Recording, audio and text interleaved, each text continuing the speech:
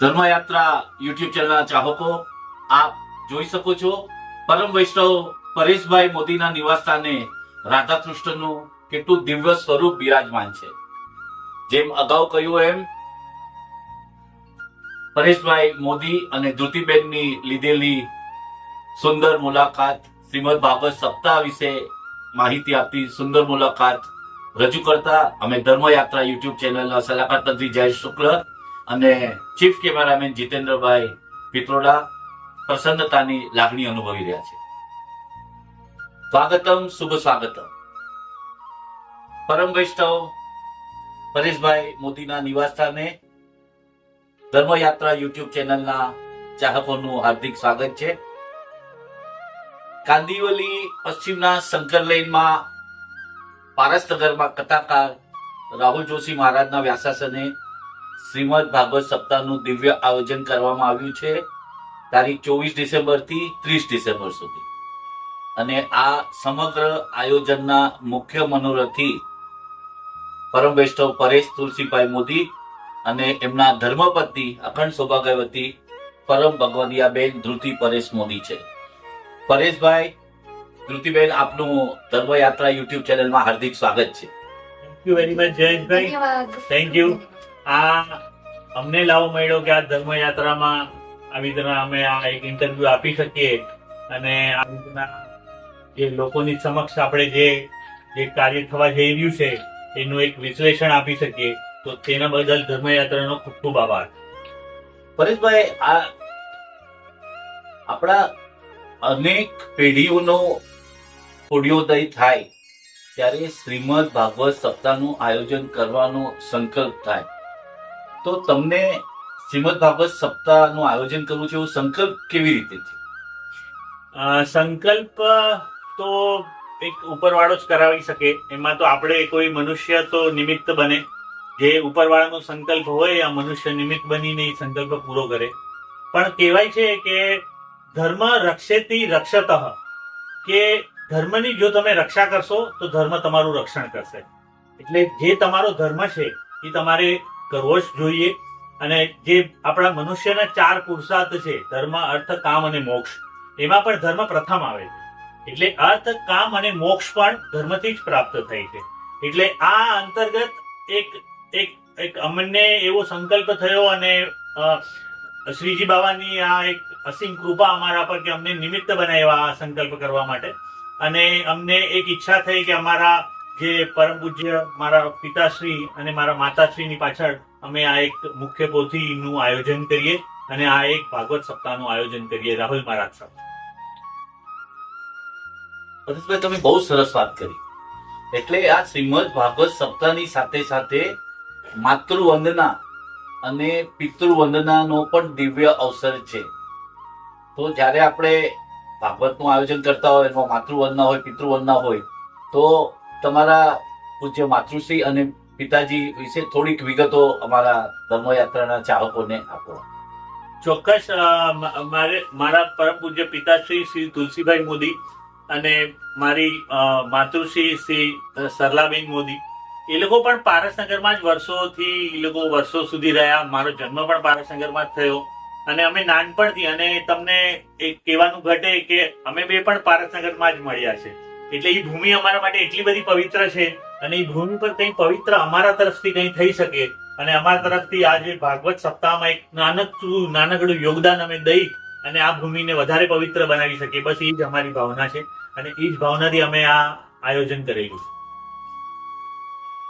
તો તમે આ શ્રીમદ ભાગવત સપ્તાહમાં અલગ અલગ ઉત્સવો ઉજવાશે, તો એના વિશે અમારા જે ચાહકો સાંભળી રહ્યા છે આપણો ઇન્ટરવ્યુ, એને જણાવો. ચોક્કસ. આ શ્રીમદ ભાગવત માં જે કથાના પ્રવચન પછી અલગ અલગ ઉત્સવો, કથાના પ્રવચન દરમિયાન પણ અલગ અલગ ઉત્સવો મનાવવાના છે અમે લોકો. જેમાં કે કૃષ્ણ જન્મ થશે, રૂકમણી વિવાહ થશે, જેમાં ગિરિરાજ પ્રાગટ્ય છે, પછી 84 બેઠકજી છે, ગિરિરાજ પ્રાગટ્ય છે, પછી નરસિંહ અવતાર છે, રામ ભગવાનનો અવતાર છે. એ બધા જ બહુ સરસ રીતે ડિસ્ક્રાઇબ કરવાના છે અને એ રીતે આને લઈ જવાનું છે કે નાના છોકરાઓ પણ જુએ તો એ લોકોને સ્ટોરી તરીકે પણ સમજ પડે, એક પોઝિટિવ મેસેજ એ લોકોની તરફ પણ જાય. કારણ કે આજે મોબાઈલ ને બધું એટલું બધું ફાસ્ટ જઈ રહ્યું છે કે પોઝિટિવિટી ઇન્કલ્કેટ કરવી લોકોમાં, છોકરાઓમાં ખાસ, એ પણ બહુ જરૂરી છે. એટલે એમાં પણ અમે અને અમારા જે બિલ્ડિંગ નંબર 2 ના અમારા જે બધા કાર્યકર્તા ભાઈઓ બહેનો છે એ લોકોએ બી બહુ મહેનત કરી છે, છોકરાઓને તૈયાર કર્યા છે, એ લોકોને સ્ટોરીઝ કીધી છે. એટલે બધા આ નોર્મલ ઉત્સવ તો અમે ઉજવીશું જ, પણ એની જોડે ખાસ છોકરાઓને મેસેજ જાય એને માટે પણ અમે થોડી સ્પેશિયલ તૈયારી કરી છે. બહુ સરસ. કારણ કે આપણે જે આ સનાતન ધર્મ કાર્ય કરી રહ્યા છે એમાં બાળકો જોડાય તો નવી પેઢી એક આખી તૈયાર થઈ રહી છે. તો આ બાળકોને તમે પ્રોત્સાહિત કેવી રીતે કરશો કે આ કથામાં તો આવશે જ, કારણ કે તમે મુખ્ય યજમાન છો, અને ત્યાર પછી આ ક્રમ ચાલુ જ રહેવો જોઈએ, એના માટે તમે કેવા પ્રયાસ કરશો પરેશભાઈ?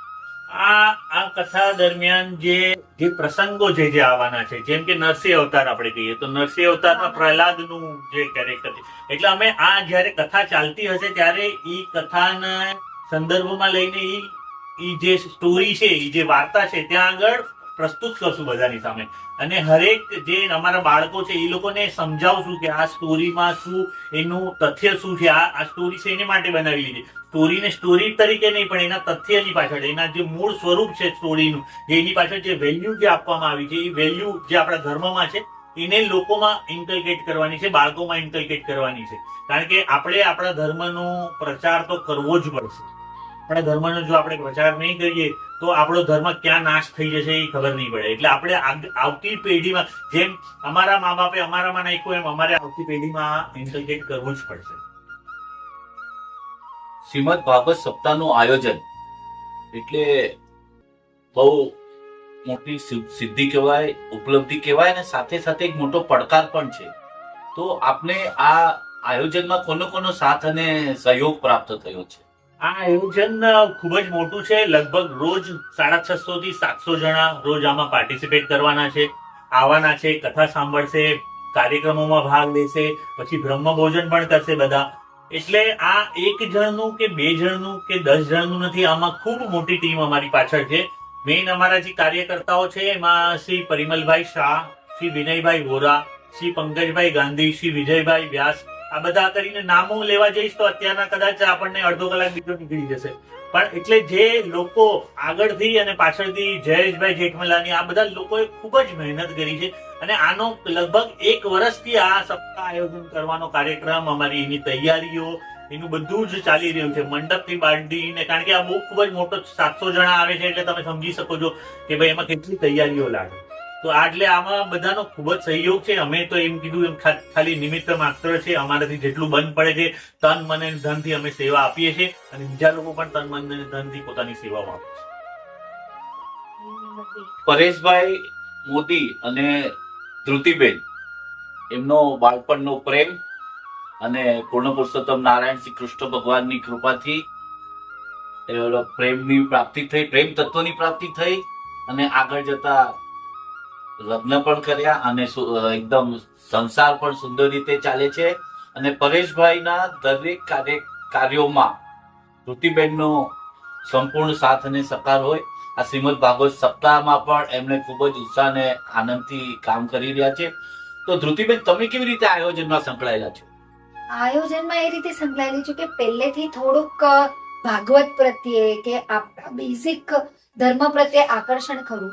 ઓલરેડી અમારા બિલ્ડિંગમાં બીજા બધા, બિલ્ડિંગ નંબર 2 એટલે પારસનગરમાં 4 બિલ્ડિંગો, 5 બિલ્ડિંગ છે, એમાં બીજા બધા બિલ્ડિંગોમાં સપ્તાહ થઈ ગયેલી. ત્યારે અમારા બિલ્ડિંગ નંબર 2 માં જ બાકી હતું. તો મેઇન અમારા કાર્યકર્તા પરિમલભાઈ ને અમે બધા જે છે, ત્યારે છેલ્લી સપ્તાહ ગયા વર્ષે બિલ્ડિંગ નંબર 3 માં થઈને ત્યારે જ બધાના મનમાં હતું કે હવે આપણા બિલ્ડિંગમાં બી કરવી છે, આપણા બિલ્ડિંગમાં બી કરવી છે.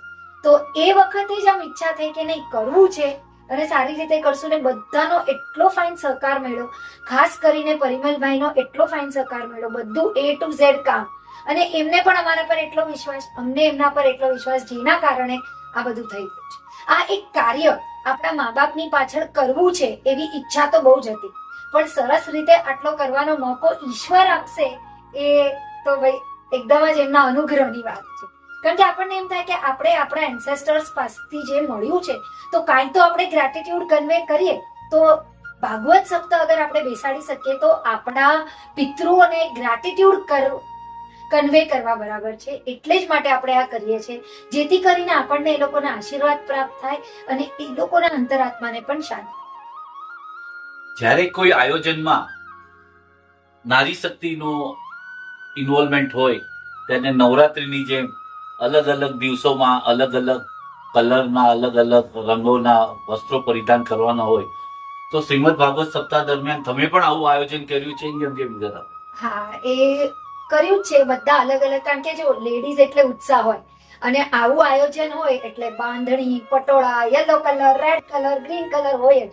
તો આપણે જે દિવસે કૃષ્ણ જન્મ છે એ દિવસે પીળો કલર, કારણ કે પીળું પીતાંબર એ કૃષ્ણ ભગવાનને બહુ જ વાલું છે, એટલે એ દિવસે અમારે યલો કલર છે. પછી બાંધણી, એટલે બાંધણી બેઝિકલી આપણા ગુજરાતનું મેઇન, કે ભાઈ તમને બધાને પ્રેમના બંધનમાં બાંધી લે ને, એ એનો મેઇન આશ્રય છે.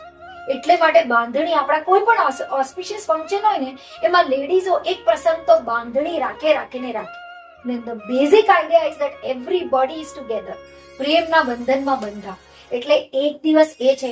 પછી જે દિવસે પોથી યાત્રા હોય ને એ દિવસે ઘરચોળાનું મહત્વ છે, કારણ કે પોથીજી એ એટલા ઇમ્પોર્ટન્ટ છે ને એટલા વેલ્યુએબલ છે, તો એમને એ લેવલનું ઇમ્પોર્ટન્સ આપવા, એમને એ રીતે માથે લેવા, એ એટલું ઉત્તમ કાર્ય કહેવાય. તો એ રીતે અલગ અલગ દિવસે અમે અલગ અલગ આયોજન કર્યું છે કે ભાઈ અમે ગ્રીન કલર કરશું રૂકમણી વિવાહને દિવસે, કારણ કે ગ્રીન એટલે એ એક પરણેલી લેડીઝ માટે ગ્રીન અને રેડ, મરૂન રેડ એ એક કે ને considered as an auspicious colour. તો એ રીતે અમે અલગ અલગ કલર અને અલગ અલગ કન્સેપ્ટ લાવ્યા છે.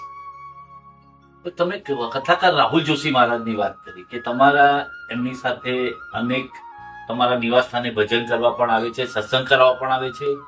તો કથાકાર રાહુલ જોશી મહારાજ તે અમારા મલાડ પૂર્વમાં કાઠિયાવાડી ચોક પાસે લક્ષ્મીનારાયણ મંદિર છે, ત્યાં એમને અનેક શ્રીમદ ભાગવત સપ્તાહ કરી છે. તો રાહુલ જોશી મહારાજ શા માટે? રાહુલ જોશી મહારાજ એક એમના માટે બે શબ્દ કહી શકાય એમની વાણી માટે. સરળ સરસ્વતી, એટલે એવી સરસ્વતી જે તમારા દિલમાં ઉતરી જાય, એવી ભાષા કે જે નાના બાળકથી લઈને વૃદ્ધો સુધી બધાને જ ગમે અને બધાને એક તાંતણે બાંધી રાખે. કારણ કે કથામાં શું છે કે આપણે 3 કલાક 3.5 કલાક કથા વાંચન થતું હોય છે, ત્યારે એમની વાણી એટલી સરસ છે કે જે હરેકના મનને ઝંઝોળી નાખે છે. અને લોકો આવે છે તો ખબર નથી પડતી કે ક્યાં 4 કલાક થઈ ગયા. લોકો અહીંયાથી સીટ પરથી ઊભા નથી થતા ને લોકોને એટલું બધું એમનું વાણીનું છે કે જે લોકો એમને સાંભળે છે એકવાર, એ લોકો હર વખતે પછી એમનો જ આગ્રહ કરે છે. ને અમારા સાથે પણ એમના ખૂબ જ સારા સંબંધ છે. અમારે ઘરે પણ અહીં આવી ગયા છે અને રાહુલ શાસ્ત્રી મહારાજ અમારા માટે ગુરુ જેવા છે. અને એટલે જ અમે રાહુલ શાસ્ત્રી મહારાજની મુખથી આ ભાગવત સપ્તાહનો આનંદ લેવા માંગીએ છીએ. અને છેલ્લો સવાલ, તમે કથામાં શ્રીમદ ભાગવત સપ્તાહ દરમિયાન કથાકાર રાહુલ જોશી મહારાજ કથાને વિરામ આપે 6:30-7 વાગે, ત્યાર પછી તમે અલગ અલગ દિવસે અલગ અલગ સાંસ્કૃતિક અને ધાર્મિક કાર્યક્રમોનું આયોજન કર્યું છે, એ અંગે થોડી જાણકારી. અલગ અલગ દિવસે અમે અલગ અલગ સાંસ્કૃતિક કાર્યક્રમ રાખેલા છે. એટલે એક દિવસ એમાં રસિયા છે, જે રસિયા કરીને જે આપણે હોય છે, જે ભજનો હોય છે, જે ખાસ શ્રીનાથજી બાવા માટે હોય છે, તો એ રસિયાનું આયોજન કરેલું છે. એક દિવસ ખૂબ જ સરસ મહારાસનું આયોજન કરેલું છે, જેમાં રાસ ગરબાનો કાર્યક્રમ રાખવામાં આવેલો છે. એટલે આ બધા આપણા સાંસ્કૃતિક ભજનો, કાર્યક્રમો અને આના બધાથી આપણી જે સંસ્કૃતિ છે એનો ફેલાવો થાય અને આપણી સંસ્કૃતિ વિશે લોકોને ખબર પડે અને સાથે આનંદ પણ લોકો કરે. આમાં સંસ્કૃતિનો નોલેજ પણ લેવાનું છે અને બધાએ સૌએ મળીને આનંદ પણ કરવાનો છે. એટલે હરેક અલગ અલગ દિવસે અલગ અલગ પ્રોગ્રામો અમે લોકોએ રાખેલા છે. એક દિવસ ડાયરો રાખેલો છે, એટલે બધી જ ઉંમરના ને અંતર્ગત એટલે બધી ઉંમરના ને ધ્યાનમાં રાખીને અલગ અલગ દિવસે અલગ અલગ પ્રોગ્રામો અમે લોકોએ રાખેલા. અને ડાયરેક્ટ આ યુટ્યુબમાં ડાયરેક્ટ લાઈવ ટેલિકાસ્ટ આવવાનું છે. એની શોર્ટકટ, એની લિંક પણ અમે તમને મોકલાવશું ચોક્કસ. એટલે જે ભાઈઓ અને બહેનો ડાયરેક્ટ લાઈવ ટેલિકાસ્ટ સાંભળવા માંગતા હોય, ઘરે બેસીને જે લોકો સપ્તાહમાં ના આવી શકે, એ લોકો ચોક્કસ સાંભળે અને ચોક્કસ આનો આનંદ લે. પરેશભાઈ, આપે અને જ્યોતિબેને શ્રીમદ ભાગવત સપ્તાહના આયોજન વિશે અમારા ધર્મયાત્રા યુટ્યુબ ચેનલના ચાહકોને દિવ્ય માહિતી આપી, એ માટે આપનો ખૂબ ખૂબ આભાર. ખૂબ ખૂબ આભાર. ધર્મયાત્રાનો અમે સૌથી પહેલા ખૂબ ખૂબ આભાર માનીએ છીએ કે આ કાર્ય જે ધર્મયાત્રા કરી રહ્યું છે, ધર્મયાત્રા નામ જ એટલું પવિત્ર છે કે આ એક ધર્મની યાત્રા છે, જે યાત્રા તમને ધર્મ તરફ લઈ જાય છે, જે રસ્તો તમને ધર્મ તરફ લઈ જાય છે. એટલે આમાં આવતા પ્રોગ્રામો અને હું બધા જે લોકો આ જોવે છે, આ જે અત્યારના ઇન્ટરવ્યુ જોઈ રહ્યા છે, એ લોકોને બધાને રિક્વેસ્ટ કરું છું કે આને તમે આ યુટ્યુબ ચેનલને સબસ્ક્રાઇબ કરો, વધારેમાં વધારે લોકોને આ વસ્તુ ફેલાવો અને આપણા ધર્મના બધા જ એક લોકો આ ધર્મયાત્રા સબસ્ક્રાઇબ કરે એવી મારી વિનંતી છે. અને આ સાથે હું મારી વાણીને વિરામ આપું છું.